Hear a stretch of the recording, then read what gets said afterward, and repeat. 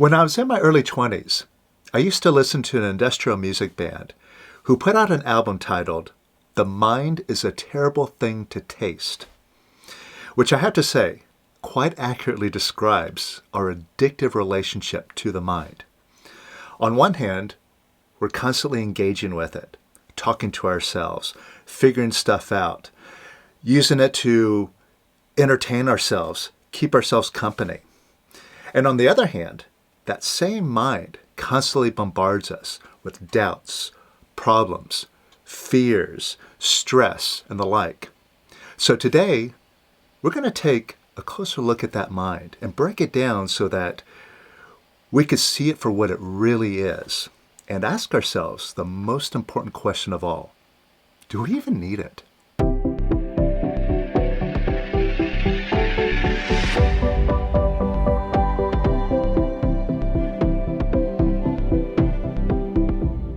Welcome to the Power of Quiet, the simple way to self-realization. So if you want total control of your mind and more happiness and abundance in your life, then you've come to the right place. So make sure you subscribe, hit the like button, and share this video with your friends. Share it with the whole world because, as you know, the whole world could use a lot more peace of mind, a lot more harmony, a lot more love. And that's what we're all about here. And what we do here is 100% experiential, meaning you have to believe me or what anybody else says, but try what we show you, take it for checking, and see the results that you get. Now, most of you're aware that the work that we do here, it came from a physicist turned realized master. His name was Lester Levinson. And Lester gave us a very clear and simple method to achieve enlightenment for ourselves. And one of Lester's students, who was my teacher, his name was Larry Crane. And Larry, he was a rather provocative teacher. He wasn't what I would call your typical spiritual guru. Instead, I refer to him more as a spiritual drill sergeant because Larry, he grew up in the Bronx and he became a rather hard-nosed New York businessman, like in your face, tell it like it is sort of a guy. And one of my favorite Larryisms, as it were, would be when someone would call up on the phone and say, "Larry, you got to help me out. My mind is driving me crazy. It just won't shut up. Please, can you help me with my mind?" And the very first thing that would come out of Larry's mouth is, "Put the owner on the phone. You just said, I heard you say it in your own words, my mind is driving me crazy. You realize what you said? You said my mind. Act like it. Act like you're the owner." And that's a pretty shocking concept for a lot of us because we are so used to identifying with our mind, that voice in our head, that we literally think that that voice is us. And we have to pay attention to it. We have to listen to what it says. And oftentimes we have to follow its directions. So basically, instead of acting like we own the mind, it belongs to us and we're the boss, we have it completely reversed. We act like the mind owns us. Now, a lot of us on the spiritual path, intellectually, we understand that we're not the mind. And we might even say, "Oh yeah, I'm not those thoughts." But it's one thing to say it. The thing is that most of us on the spiritual path, we say the right thing, but then we just turn right around and we act like that mind owns us, either consciously or subconsciously, or both. So even though we say, "Oh yeah, I'm an unlimited being," well, I still have to show up for a 9 to 5 job because I got to pay the bills. Why? Because of fear. If I don't pay the bills, I'm going to lose everything. I'm not going to be able to feed myself. I'm going to die. So I need this mind to keep me surviving in this world. And that's how we really act. And to that degree, that mind has us enslaved. Now, the problem is if we would just have the courage enough to drop that mind, we just might realize we don't even need it. And here's the thing. What would happen if we were not thinking? Is it possible to exist and not think? After all, I think it was Descartes that said, "I think, therefore I am." Right? It's a very famous quote. And it symbolizes this whole fallacy that our own existence is tied into this thinking. And even though some of us don't necessarily quote Descartes and follow that quote, it's exactly how we act. I think, therefore I am. I got to keep thinking. If I stop thinking, I'm going to disappear. I'm no more.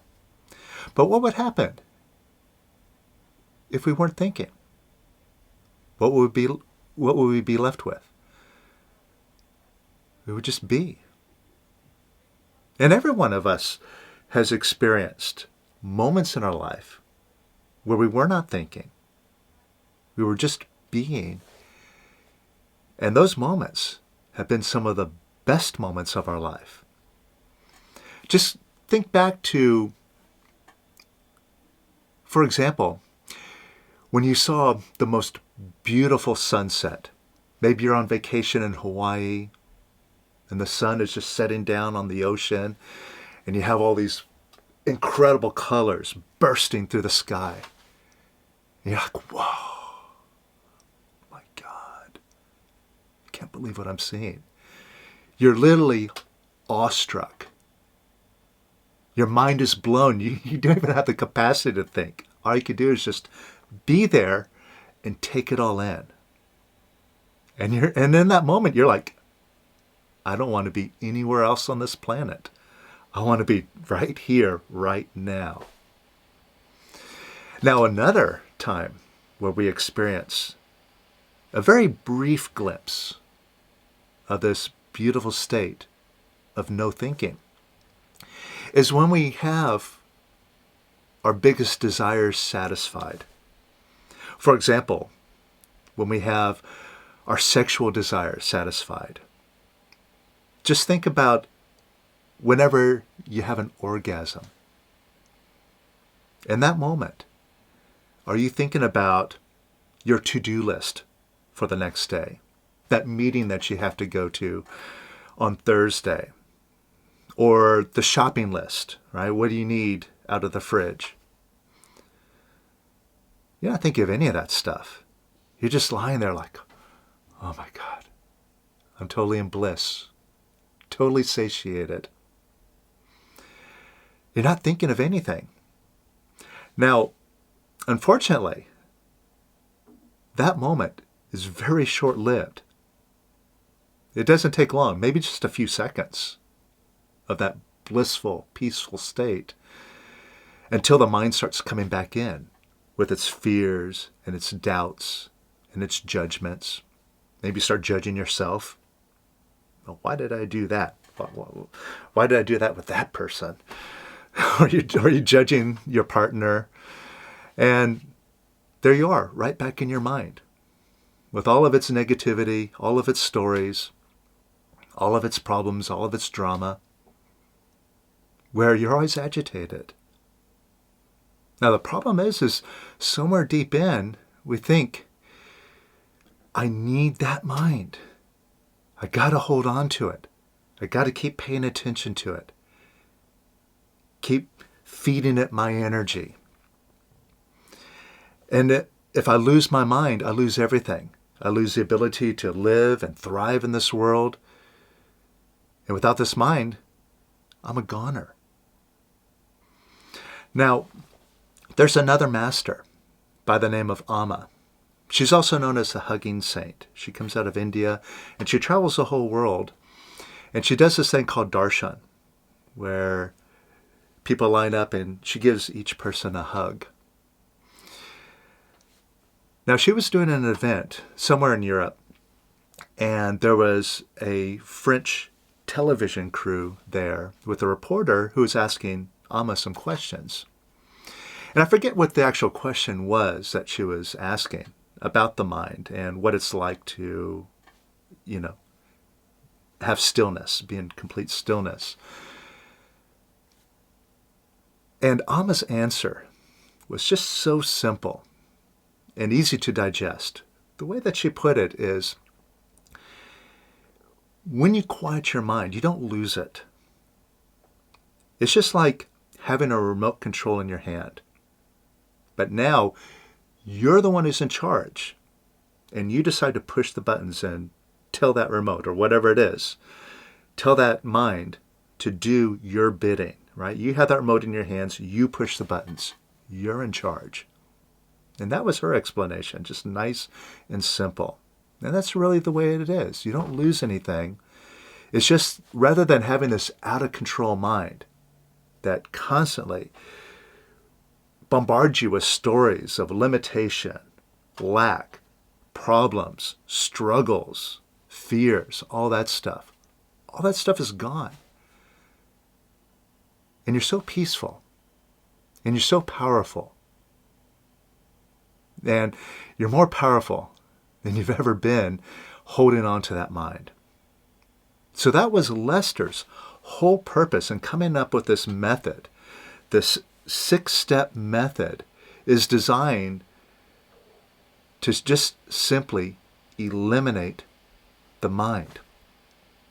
Now, on that note, Lester, when he was having the retreats at the retreat center that he created out in Sedona several decades ago now,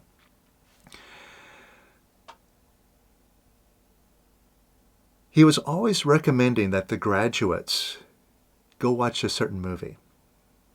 He wanted them to go see 2001: A Space Odyssey, that movie by Stanley Kubrick. And that movie, if you've seen it, I'll just give you a little quick synopsis of it.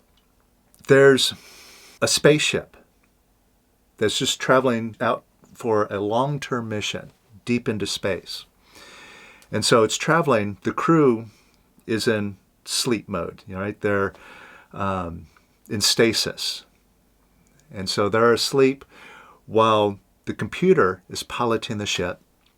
And at some point on their journey, the computer detects that there's a problem with some of the equipment, I think an antenna on the ship. And it wakes up a couple of the crew members and says, there's a problem with this antenna. It needs fixing. I need you guys to go fix this thing. And so they get up, they go suit up, and they go check out the antenna. And they realize, there's nothing wrong with it. Everything's functioning perfectly. And then they start to wonder, well, I don't know, maybe the problem is the computer. If it's detecting faults, how can we trust that computer? And the computer's kind of running everything here. Maybe we should shut the computer down. And they had this little private conversation where they're talking about shutting the computer down. But the computer is eavesdropping. It picks up on what their intention is and says, I'm not going to let you shut me down. And the computer, its name is the HAL 9000. They call it HAL. And it's just like the artificial intelligence that we're playing with nowadays. And so it's the intelligent entity that's running the show, and it says, hey, I'm in charge, and don't you dare try to interrupt that status quo.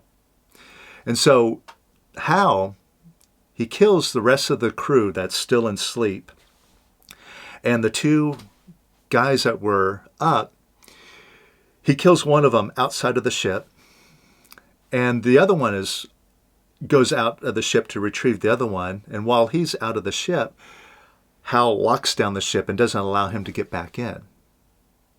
And so he's having a conversation with Hal from his little pod outside saying, "Hey, Hal, let me back in." And Hal's going, "Dave, I can't let you do that. I heard what you're going to do. You're a threat to the mission, and I can't allow you back on the ship." So Dave, basically, he finds a way to force himself back onto the ship. And then he goes into the control room where all the computer banks are that runs this HAL 9000 system. And as he's making his way there, Hal's still talking to him. "Dave, what are you doing? Don't do that, Dave." And Dave gets into those computer banks and starts pulling out the memory banks. Starts, pulling out pieces of the system. And Hal's like, "Dave, don't do that. You cannot survive without me. Stop, Dave. Stop." And as he keeps pulling out these banks, eventually Hal starts kind of breaking down. Yeah. So he just shuts down the whole thing. And Dave now continues on the mission where he's in control now. So Lester, he had a point to showing this movie to the graduates and recommending that everybody watch it again and again and again. Simply that point of we are letting a computer talk to us and boss us around and fool us into thinking that we need it in order to survive. And that is the whole basis of our identification with our mind. So even though we may have learned through certain spiritual teachings that I'm not the mind and it's good to meditate, get quiet and all that, we still hold on to that mind for dear life. And we have that identification with that mind. Well, we still think that it's us. That's why we just keep going to it, listening to it, thinking. Hardly do we stop thinking for 1 second out of any day. So Lester comes along and says, "You know what you need to do? Pull all those banks out of there." And that's what the 6-step method is about. It's just literally pulling out those banks and dismantling the whole system. Now, going back to the movie, after Dave pulls out those banks and takes control of the ship, he continues on the mission. And the movie ends with this sort of personal transformation where he kind of goes into the rabbit hole of the whole cosmos. And it's like he goes on this inner journey, and then he sees like different versions of himself at different stages in life and then reborn. And so there's a lot of talk about like what does the ending really mean? But basically it's just kind of showing we're persistent. We don't die. We're always here. We never go anywhere despite what our mind tells us. We should be afraid of, and we ought to worry and work our butts off to be an unlimited being that we already are. It's really what it amounts to. And it's so silly, if we are an unlimited being, to do all these silly things that our mind tells us to do. To have to work for a living. To be fearful. To get angry at others and oppose others. We wouldn't do any of that nonsense unless we were listening to that mind. If we were just being, we would be all of us in complete harmony and abundance. So, that's Lester's method. It's provable. And that is our mission. For those of us that have learned about Lester and have been inspired by him, now it's up to us to pick up that torch and run with it and prove all of that stuff out for ourselves. So let's do a little bit of that now, just an experience, a re-remembrance of who we are. All right, so check this out. Close your eyes.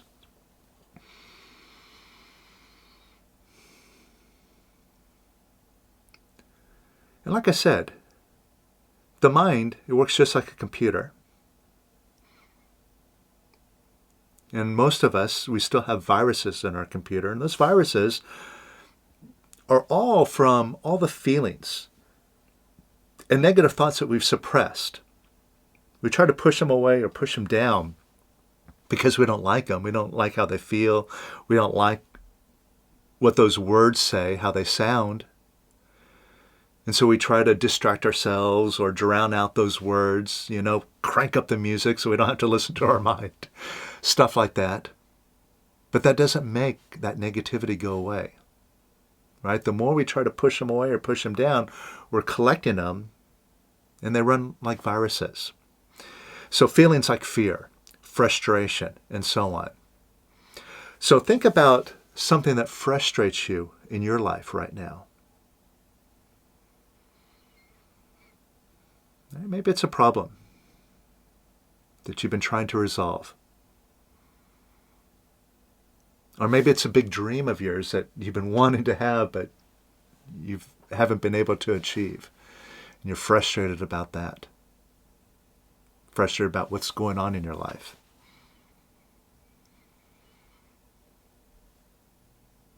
And when you think about that frustration, just bring your attention to your stomach or chest area. You see, when I say that the mind works like a computer, all it does is it just records things and it plays them back to you. That's all the mind does. It's just a recording and playback machine. So that's all it does from the neck up. It records things and plays them back to you. And it doesn't erase any of that stuff. There's no erase button up in your head. But where you do have an erase button is right in your stomach or chest area. All right, I'll show you where that's at. All right, so think about that situation in your life that frustrates you right now. And just bring your attention to your stomach or chest. If it helps you, you can put your head down so you can just focus what you're feeling there. And notice if you feel a tightness or contraction, kind of like a clenching, tight feeling in your stomach or chest. You notice that?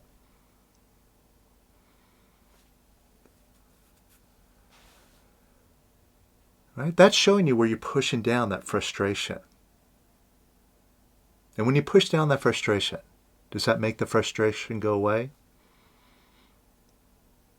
It always comes back, doesn't it? It's always there. Still there. All right, so instead of pushing down on it, what I want you to do is just open up an imaginary window or door right in front of that contraction, wherever you feel it in your stomach or chest. Just open up an imaginary window or door and imagine that energy, that contraction. It's just energy.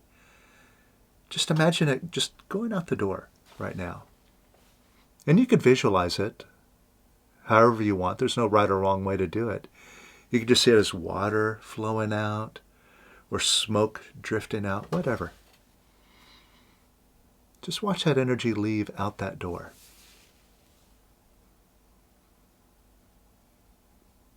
And some more.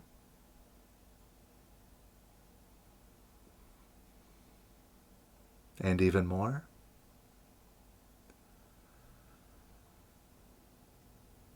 And even more. And even more.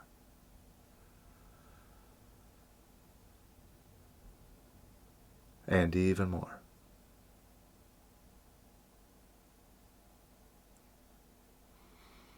All right, just welcome that energy up. Watch it pass through that door. And you don't need to analyze what it is, where it came from. It's not good, it's not bad, it's just energy passing through. All right, just let that energy pass through a little bit more.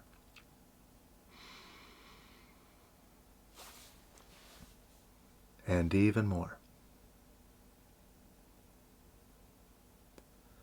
And a little bit more.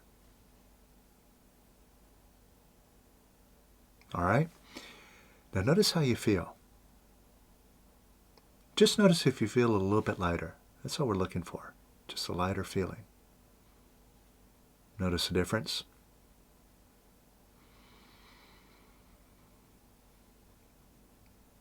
And you might even think about that situation. And chances are you're not as frustrated now as you were a few moments ago. Notice the difference? And also, you might notice your mind is more peaceful and quiet now. More so than it was a few moments ago. Notice that?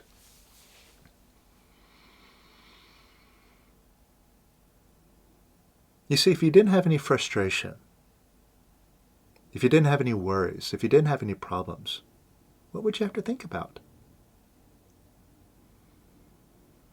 Isn't that what the bulk of your thinking is? How to resolve this problem or avoid that fear, that scary situation? Most of it's negative, right? And now just observe that mind, how you experience it. What is it? It's just a sound in your head, a voice that's talking to you. Sometimes it says nice things, rarely. Most of the time, what it says is not so nice. But where did that voice come from? Who gave it to you? Did God give it to you? Did your parents give it to you? It's your voice, isn't it? It talks to you. Doesn't talk to anybody else but you, right? Now, who's that voice talking to? Just notice that. When you're thinking, when you're listening to your mind, it's talking to you, right? There's a mind talking to you. Who's it talking to? Who are you that's aware of the mind? And notice that's something that you really can't put your finger on. That part of you that the mind is talking to has no name, no face, no beginning, no end.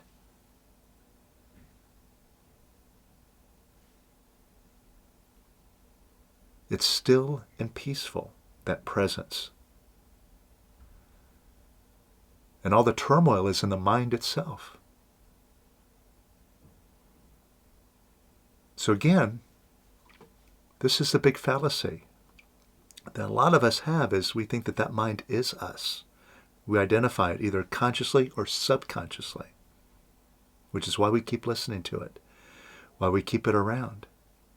And we think that we need it. If we didn't have it, we wouldn't be able to function in this world, and we would die. But it's just the opposite. It's that voice that's killing us. And when we drop it, when we drop the whole mind, we've never been more alive, more thriving, more abundant, more powerful, more everything. Now just get a picture of your mind right now, whatever that looks like to you. Just get that picture. Again, there's no right or wrong picture to have. Just whatever it looks like to you. Get a picture of that mind.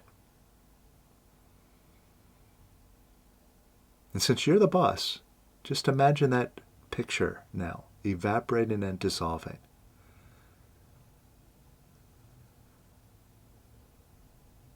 And let that picture evaporate and dissolve a little bit more.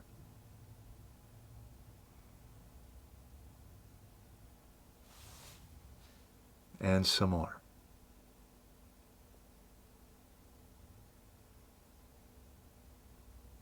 And even more.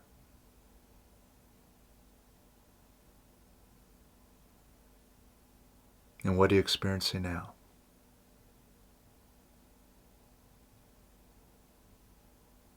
Quieter? And the quieter you are, the nicer it is.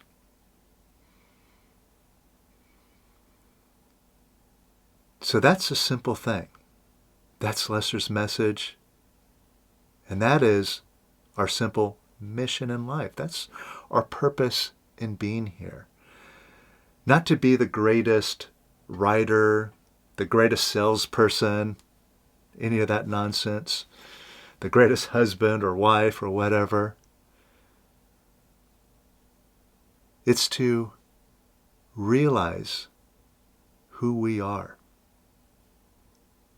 and let go of that thing that has been obscuring our vision, our realization of who we are, called the mind. Get rid of that thing. Right? That's our mission here. That's our purpose. And that's why Lester highly recommended all the graduates watch 2001: A Space Odyssey. I bet it's been a while if you've seen it. I'm sure most of you have probably seen it. I recommend watching that movie again. It really paints a great picture of what our purpose is, what we're here to do. Now, if this is something that resonates with you, and part of you is thinking, hey, I should get on board with this purpose, then I invite you to join me for the next 6-week course, which is appropriately named the Mind Freedom Course, because it's all about looking at all the programs of the mind and seeing that mind as it is, just like a computer. And all these programs, which culminate into our habits, our tendencies, which is also our self-sabotage programs, other things that we see ourselves do are like, I know I should be doing better than that, but I just can't stop doing that. Those are programs that are running our mind. As much as we try to change or resist those programs, they stay. But in this course, I'm going to show you how to start dismantling these programs and getting rid of them forever.